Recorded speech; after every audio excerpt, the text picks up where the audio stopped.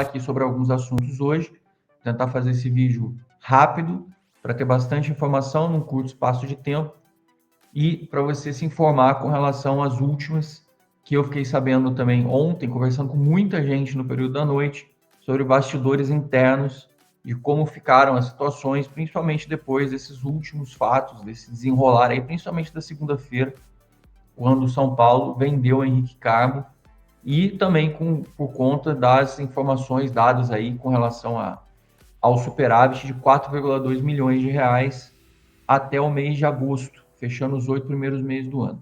Muita gente fala assim, eu esperava 200 milhões de superávit. Não, não é 200 milhões de superávit. Você tinha que ter esperado até o mês de agosto um superávit na faixa de 80 e poucos milhões. O São Paulo apresentou um superávit de 4,2. Esse número ele está muito abaixo. E por que ele está muito abaixo? Muito possivelmente pelas apurações que nós fizemos e pelos números apresentados e conversando com conselheiros, tanto de oposição quanto de situação, é que o São Paulo estourou as suas contas, principalmente em gastos.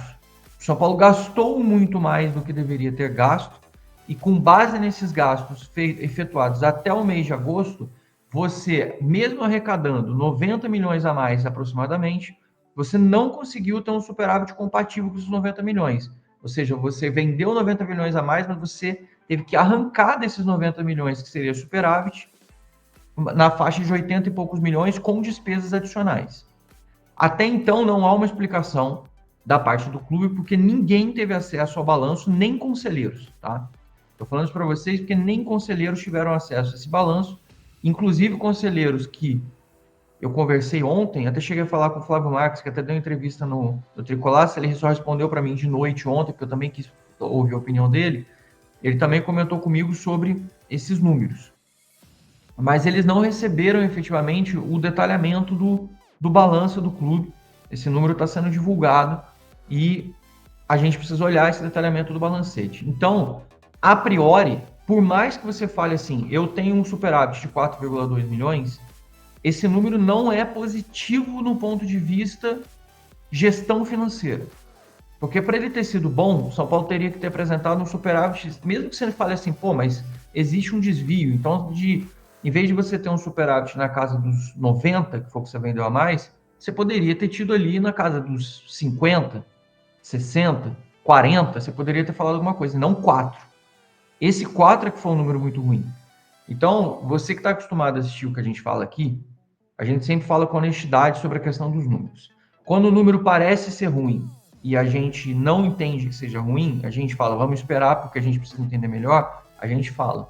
Neste caso, especificamente, existe um gap, existe um delta aí que está sobrando, ou melhor, que não está sobrando e que deveria estar sobrando para cima, que não está. E nesse valor, é o que eu digo para vocês, da superioridade das vendas do clube, do São Paulo ter aumentado a arrecadação de patrocínios, entre outros, deveria ter esse valor. Mas, Anquieta, a gente foi eliminado antes da Copa do Brasil, então já tem um gap aí. Tudo bem, então você tira aí a premiação da Copa do Brasil e uma possível bilheteria. Ah, Zanqueta, a gente está com uma bilheteria menor esse ano, a gente não está no nível de bilheteria que a gente tinha expectativa. Tudo bem, você vai lá e faz uma subtração da bilheteria. Tudo isso, no final das contas, acaba sendo um complicador para o clube, porque se você está com menos bilheteria, significa que o torcedor está menos engajado. Se você está com menos arrecadação, se você está com menos premiação, significa que o time não desempenhou como você projetou que deveria ter desempenhado. Isso significa que você teve insucessos. Estes insucessos, estes fracassos, eles culminam num desastre, no final das contas, na parte financeira. O São Paulo, para compensar esses desastres e para compensar essas questões, ele vendeu os jogadores. E, de novo, o problema do São Paulo não é a venda dos jogadores. Vender os jogadores é uma prática comum no cenário nacional. O problema do São Paulo é quanto vende os jogadores e o valor abaixo que é feito de mercado. Tem muita gente que chega aqui e fala assim, eu quero ver você gritando, eu quero ver você esperneando, fazendo essas coisas. Como que eu posso detalhar para vocês essa minúcia financeira, explicar para vocês essas linhas de números, se eu ficar aqui mais preocupado em gritar e fazer um personagem, do que eu propriamente tentar explicar para vocês, para você do seu lado, para você entender por que. A pergunta que todo mundo faz do mais razoável ao mais exaltado é assim: onde estão os valores correspondentes ao São Paulo? Que números eram esperados para o São Paulo em agosto, decorrente das vendas que foram feitas? Com a venda do Henrique Carmo, você está ali falando na faixa dos 33 milhões, e o balanço financeiro não é quanto entra de dinheiro naquele momento. É a venda que você fez porque ela entra naquele momento contábil. É uma coisa diferente de fluxo de caixa, que a gente já explicou aqui também. Então, agora nesse mês de setembro, tinha uma projeção de déficit também neste mês. Como o Henrique Carmo foi vendido agora, o que tem que acontecer nesse mês de setembro também é um superávit, que estava projetado ter déficit. Se o São Paulo tiver superávit também no mês de setembro, os 4,2 milhões do mês de agosto, eles têm que subir. Em tese, o São Paulo vai ter que subir aproximadamente para a casa dos 30 milhões de superávit. Se é que o São Paulo não vai inventar um gasto adicional, ou vai ter um gasto excessivo, ou um gasto não esperado, do qual ele não deveria ter ou já deveria estar reduzindo. Se as medidas que o São Paulo diz que está adotando, de redução de despesas e de contas menores, o São Paulo tem que subir desse número de 4, com a venda do Henrique Carmo, para alguma coisa perto de 30. Eu espero que seja no mínimo, no mínimo, na casa dos 20 e poucos milhões, agora nesse mês de setembro. Quando vamos conhecer esses números, Anqueta? No início de outubro. Eu queria responder essa pergunta que é o que a maioria faz. Quanto a gente deveria ter no mês de agosto de superávit esperado, já que a gente vendeu mais? Deveria ter na casa dos 90. Por que não teve? Porque arrecadou menos de bilheteria, o estádio está mais vazio do que estava nos outros anos com a projeção que o clube fez, e o São Paulo também não chegou nas quartas de finais da Copa do Brasil. Isso gera uma perda, uma redução. A do Paulista não vou nem contar, porque a do Paulista é um valor muito pequeno para você achar assim, puta, tem um impacto. Tem um impacto, mas é um impacto muito pequeno. É um impacto tipo 6 milhões que a gente tem de superávit. É um impacto muito ínfimo perto da conta certa que a gente deveria pensar e que a gente deveria fazer no final das contas. Esse tipo de impacto é um impacto muito superficial perto do grande que a gente tem do macro da situação que nós temos. Então tá aí para você a explicação, para você entender que da onde vem os gaps que o São Paulo tem de o vazamento, assim, é como se você imagina um balde furado. Então você tem assim, você faz um furo, sai a bilheteria que está vazando porque não está com o valor esperado, você está com o balde cheio. Aí você tem um outro furo que é a conta do São Paulo ter sido eliminado antes, você tem um outro furo que é do São Paulo estar gastando demais. Então você está no balde no nível de 90, que era o que você imaginava ter, 88, que o São Paulo estava imaginando ter 2 milhões de déficit nesse mês. O São Paulo, em vez de ter 88, apresentou 4,2. Esse é o problema. Pausa de 5 segundos para pedir a sua ajuda ao nosso canal com o seu like e se inscrever se ainda não for um inscrito. Esse lance aí do Henrique falar, né, que o Raí mencionou, por mais que a gente sabe que dinheiro conta muito, que pode mudar a situação da família do cara, né, e tal.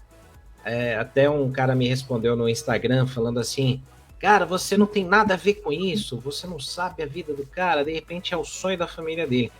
Ô Renan, na boa, por mais que o jogador às vezes não saiba para onde ele tá indo, às vezes ele não tem informação e tudo, não dá para alguém orientar, por exemplo, e falar assim, amigão, você tá indo para um país que tá banido de todas as competições da UEFA, que tá em guerra, caso você não saiba, né? O pior de tudo, tá em guerra.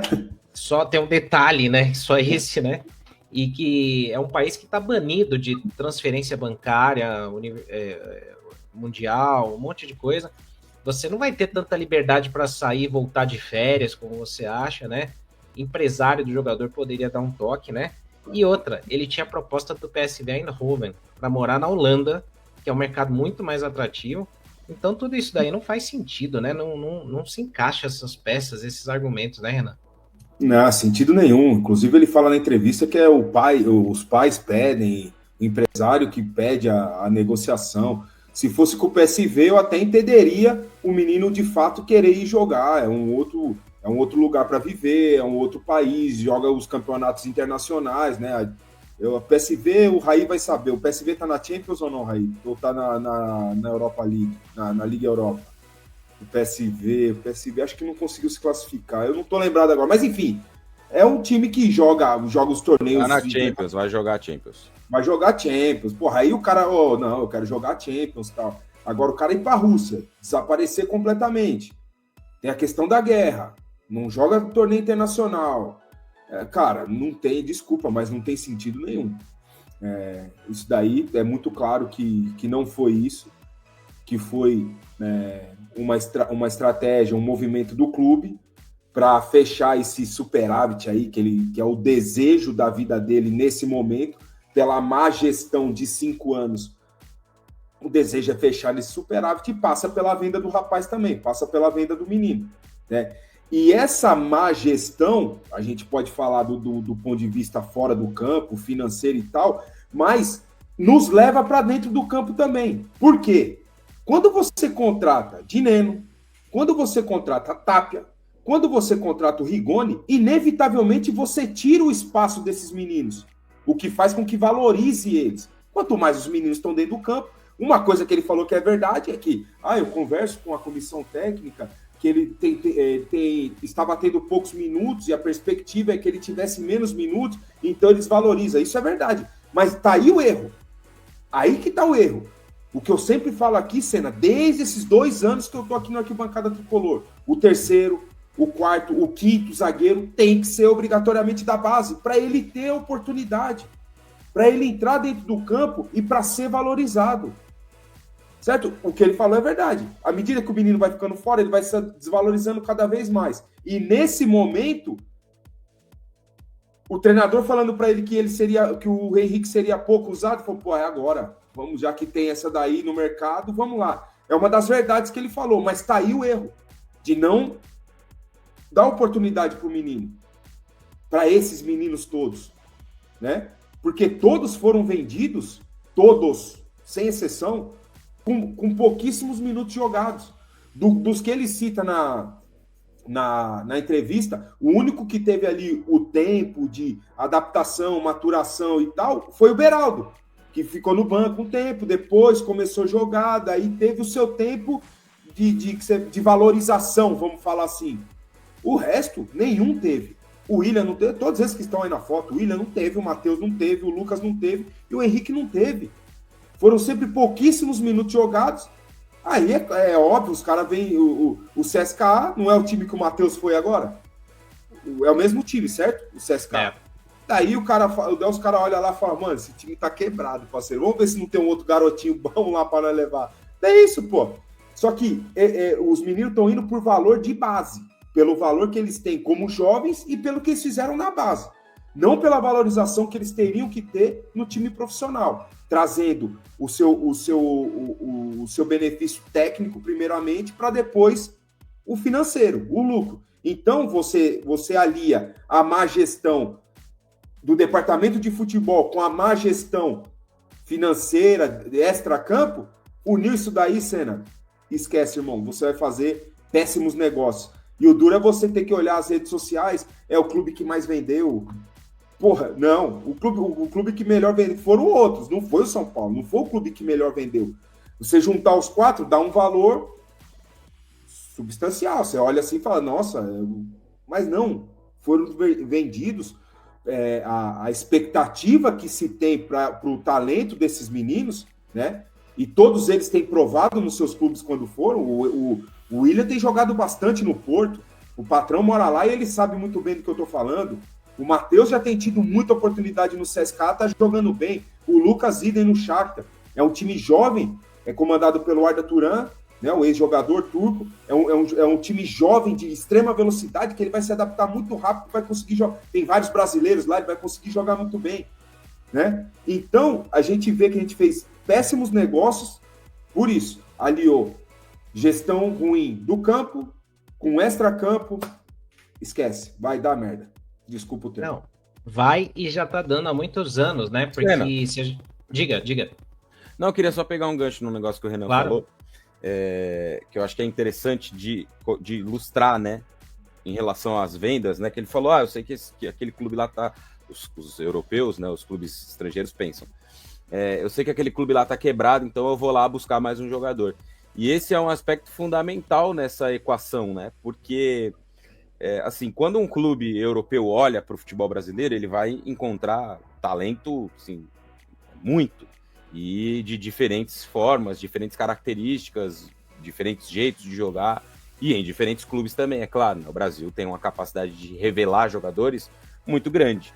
Então a gente vê aí em diversos clubes, Flamengo, Palmeiras, São Paulo, Corinthians, Vasco, Bahia tem melhorado a sua SAF nos últimos anos, Atlético Mineiro, Cruzeiro, enfim, vários clubes têm aí jogadores numa oferta interessante do ponto de vista de revelar e tudo mais.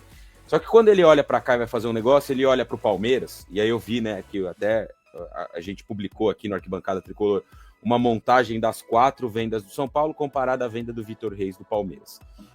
Quando o clube vai negociar com o Palmeiras, ele sabe que o Palmeiras é um clube bem estruturado, que tem vencido título nos últimos anos e que não precisa vender o seu jogador a qualquer preço para pagar a conta de água ou para pagar a manutenção do gramado.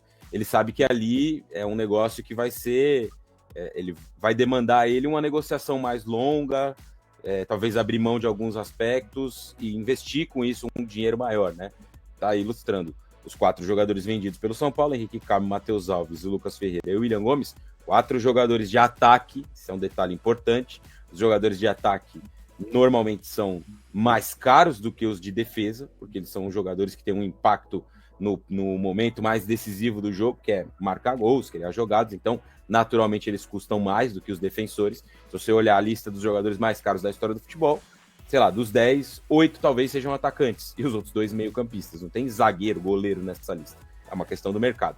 Então, quando os clubes olham para um clube como o Palmeiras, né, vem lá o Manchester City. Pô, me interessei pelo Vitor Reis, acho um bom jogador aqui, quero contratá-lo. Ele sabe que o negócio com o Palmeiras vai ser mais difícil e que o Palmeiras vai esticar a corda até o fim para conseguir um valor que seja melhor para ele, Palmeiras. Acho que o caso do Richard Rios ilustra bem isso também, né? Veio uma primeira oferta, não agradou, eles esperaram até o clube chegar naquilo que eles queriam receber, que era 20 milhões de euros, se não me falha a memória. Então, existe esse aspecto que é fundamental quando a gente fala muitas vezes de estruturação de clube, do clube estar bem saneado, do clube estar com as contas em dia, e aí muita gente fala que mas agora perdi aqui que eu estava lendo as mensagens aqui do chat, mas enfim, muita gente fala, mas lembrei, muita gente diz assim, mas o clube não é banco, eu prefiro ganhar título do que ter as finanças equilibradas, quem deve 1 bilhão, deve 1,5 bilhão. Tudo bem, você pode pensar dessa forma, só que isso vai impactar nesse quadro que a gente está vendo. E aí qual é a questão prática nisso, né? Quando um clube vem aqui ao Brasil para contratar um jogador do Palmeiras, ele vai ter que esticar a corda, não vai ter jeito, senão ele não vai levar. Quando ele vem ao São Paulo, ele sabe que um valor menor ele vai levar, porque o São Paulo está com as calças na mão, o clube está quebrado, está falido, precisa vender de qualquer jeito, precisa vender para ontem. Até teve uma mensagem aqui no chat do Bruno de Oliveira, eu vou colocar na tela aqui, Senna. Ele fala o seguinte: eu discordo de você desse papo de falido não cola, São Paulo está quebrado faz tempo e vendia bem. Em outro momento da história, Bruno, hoje em dia não é mais assim, hoje em dia não funciona mais desse jeito. Se a gente for olhar para trás, realmente, em 2015, 16, 17, São Paulo vendia bem, vendeu bem Luiz Araújo, vendeu bem David Neres, vendeu bem o Antony, só que isso era em um outro momento da história. Nesse momento da história, você não tinha uma base em ascensão como tem o Palmeiras, em ascensão consolidada, você não tinha o Flamengo revelando e vendendo porque não comporta no time principal, porque lá eles trabalham de uma outra forma. O Flamengo não revela para usar, ele revela para vender. Bom, falando em Marcos Leonardo, vamos de atualização, tá? O atacante recebeu propostas do Neon, da Arábia, Besiktas e CSKA. A informação partiu do jornalista Jorge Nicola anteontem, tá? Teve portal cravando que o Marcos Leonardo iria para o Neon, né? Um clube da Arábia Saudita, e seria uma ida por empréstimo de 1 ano. Entre Neon e Al Hilal já estava tudo certo, porém, as informações mais recentes apontam que Marcos Leonardo recusou ir para o Neon, além de ter recusado a proposta também dos outros 2 clubes, do Besiktas e também do CSKA, né? O jogador tem contrato com o Al Hilal até junho de 2029, o staff do atleta, junto com o próprio, estão estudando a possibilidade de rescisão de contrato com o Al Hilal. Marcos Leonardo sonha em jogar no São Paulo, né? Queria muito vir aí na última janela, não conseguiu, mas para 2026 talvez a negociação retorne aí e possa ter um final feliz. A questão da rescisão de contrato do Marcos Leonardo não é garantia de ele vir para o São Paulo se ele conseguir essa rescisão, né? Eu expliquei tudo. Lucas e Oscar, como é que está a situação de ambos? Bora trazer alguns detalhes. O São Paulo deu uma atualizada no quadro dos dois.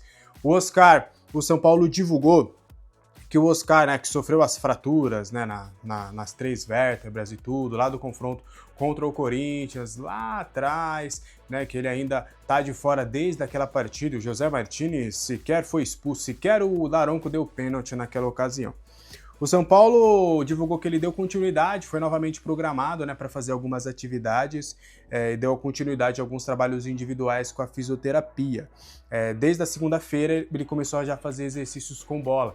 Então ele tem evoluído de uma maneira bem gradativa. A expectativa, né, de dar uma ultrapassada um pouco naquele prazo de 8 semanas que o São Paulo tinha estipulado, né? Que era de 4 a 8 semanas, estamos na 7ª semana, se eu não estiver enganado. A expectativa é ali no final de setembro, quem sabe o Oscar já possa ter rodagem.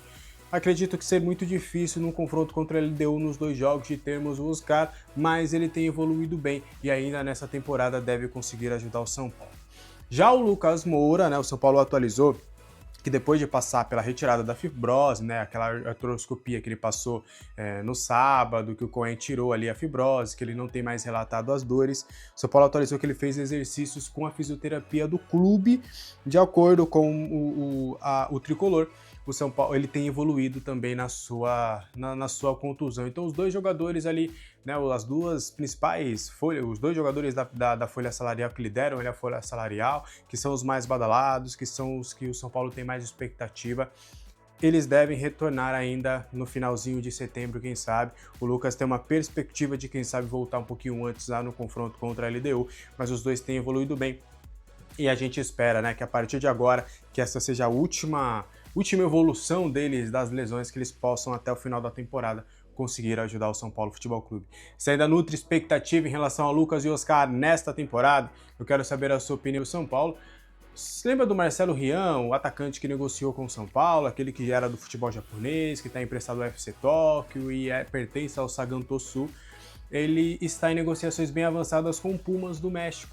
Né, diferente do São Paulo, o Pumas está disposto, né, a dar uma quantia ali ao FC Tóquio para antecipar esse empréstimo, coisa que o São Paulo não estava disposto. Marcelo Rian e São Paulo chegaram a entrar em um acordo referente aos seus vencimentos, é um jogador que ia receber bem pouco no São Paulo e tinha topado esse desafio de defender as cores do tricolor, mas, né, mesmo com o acordo com o Sagan Tosu, com quem ele tem contrato até dezembro de 2026, o São Paulo não conseguiu a liberação do FC Tóquio e aí partiu para outras opções do mercado. No fim das contas acabou não trazendo ninguém. É bem provável que o Rigoni acaba ficando com essa posição aí de falso 9. A Marcelo Rian tem negociações avançadas com o Pumas até inclusive chegou a consultar o Aboubacar, chegou a ver a possibilidade do Aboubacar ali de ser um centroavante, mas também ele não quis evoluir e está apostando as suas fichas no Marcelo Rian.